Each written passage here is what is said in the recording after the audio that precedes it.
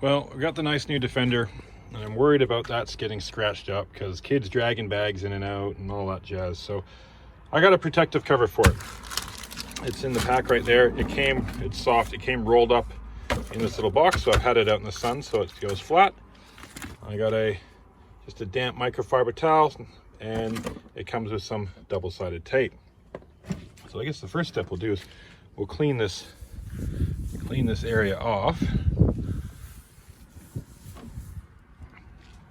And then measure up some tape. So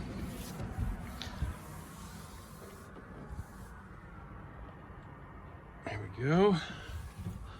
Not using wax and grease remover or anything, but I haven't waxed that, so it's okay. Should be fine. Now we'll just open up our thing here. Now I'm gonna ask you for a favor. It's not a big one, but to justify me doing these car videos to the missus, can you please just like the video? I mean, you don't need to subscribe, that's fine. But if you found it useful, remotely entertaining, just somewhat interesting, just hit the like button and I can justify my existence and my time and money spent on toys to the missus.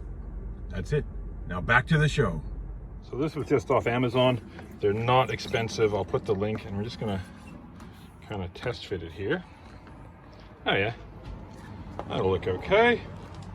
There's metal ones you can get and things like that, stainless, but we'll measure up when we're ready to stick it down. So I've just laid it out on the bumper, kind of just estimated where I needed to be and put a bit of tape. Now this thing is not perfectly straight. I don't know if you can see that, but it kind of deviates a bit, whatever, it's so cheap. That's fine. Now, and I kind of got it fairly even that side to that side. Again, tape here and here just to kind of help guide me. So what I'm going to do now is we'll take it out, flip it over, and we'll apply some double-sided tape.